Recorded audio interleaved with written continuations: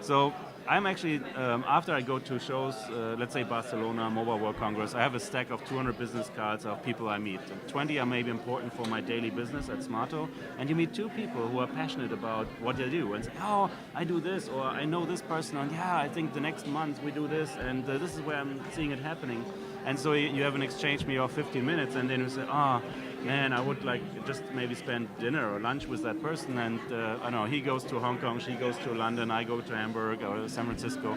And then basically I started collecting, if you will, these 2 people, these passionate people. And it was not about the title, if you're at a big operator and you're the CEO, no, I'm more interested in the idea person who says, well, I'm the filter, I'm seeing new things and I want to propose it to management. Maybe, you know, a lot of the ideas might not be accepted, but at least that person is, you know, in touch with that. And these are the people I invited, and half of them, you know, everybody who was there could have been a speaker because they're, you know, the talent and the passion and the people which they want to share with everybody is basically what we did. It's like there was not only full frontal speeches, but it was a whole like open space and collaboration. I basically tried to build my dream conference with, you know, my friends. It doesn't matter where the people coming from all over the world, they're using their device as the others do as well.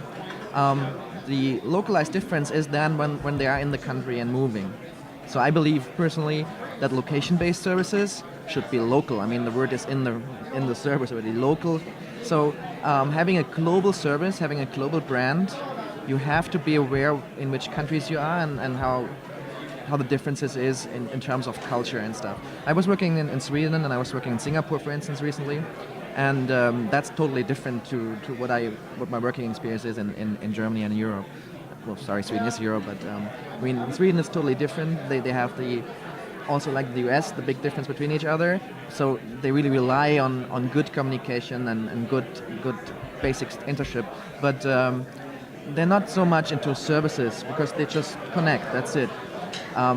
In Singapore, for instance, the family is more important. So you have to have your group. You're always connected to your hard group. You're not so public, really. Just recently, right now, I have the discussion: is a tablet, is an iPad 10-inch, is it a mobile device? Is that in scope, for instance, right? And I have a really strong opinion. I say it's not. I go with Zuckerberg, with Facebook's Zuckerberg, who's saying like iPad is not mobile. And I tell you why. It's a mobile device is something for me that you always have with you. It's always personalized. Okay, I can argue that the tablet could also be personalized, but you have it all with you. It's small enough that you can carry it and light enough to carry it with you all time. If you talk about 7-inch tablets, right? It's still called a tablet, but and we all have been in the Mobile World Congress in Barcelona recently, and I realized that the smartphones get bigger.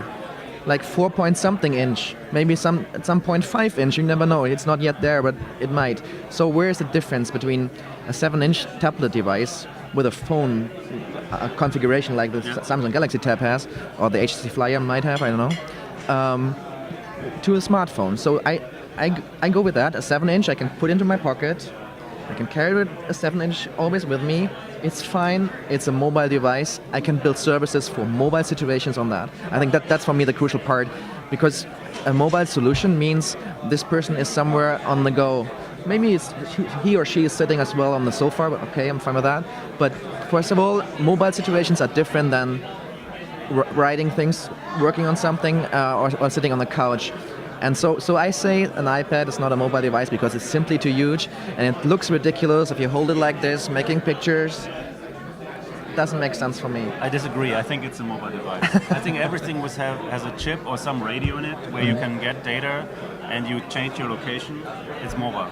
And it might not be as mobile as your phone, which you travel 24 hours with that, but it's something which can react to the outside world, a different time of day, different locations. And so again, this is just the beginning. Everything will have a chip somewhere in it. So if it's NFC, RFID, any kind of SIM cards or so, which can give us different slices of information, whether it's on our car, whether it's on our fridge or so. So a lot of these things will interconnect and be part of our information pool.